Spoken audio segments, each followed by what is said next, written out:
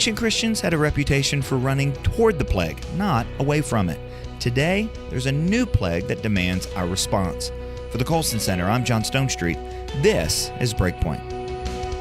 Between 1959 and 2016, life expectancy in the U.S. rose from 69.9 years to 78.9 years. Now, most people know that, but did you know that since then, it's reversed course? A new study published in the Journal of the American Medical Association paints a portrait of a society in deep trouble.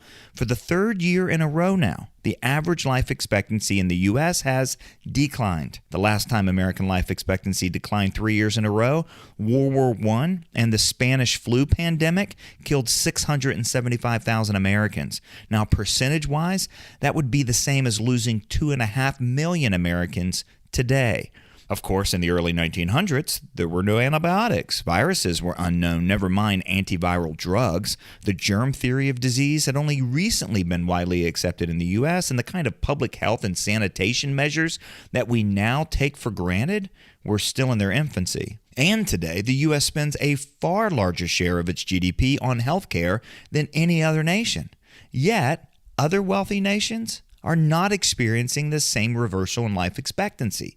In fact, people in some less wealthy nations like Costa Rica have significantly longer life expectancies than Americans. So whatever is causing Americans to die younger and younger has nothing at all to do with medical science or technology. As a recent Washington Post article describes, the causes behind this dramatic shift are things like suicide, drug overdoses, liver disease, and dozens of other causes. These causes are summed up in a phrase, deaths from despair, that was coined by researchers Ann Case and Angus Deaton. In other words, we are facing an epidemic of young people giving up on life, sometimes before it ever really even starts for them.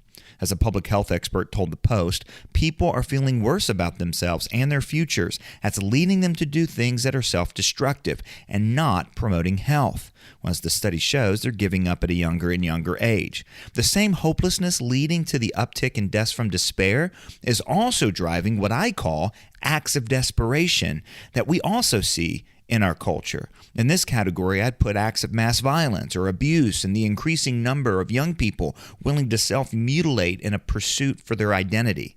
This sad story brings to mind Matthew 9:36. When Jesus saw the crowds, he had compassion for them because they were harassed and helpless like sheep without a shepherd. The Greek word that is here translated compassion describes a visceral reaction, not a mere sentiment.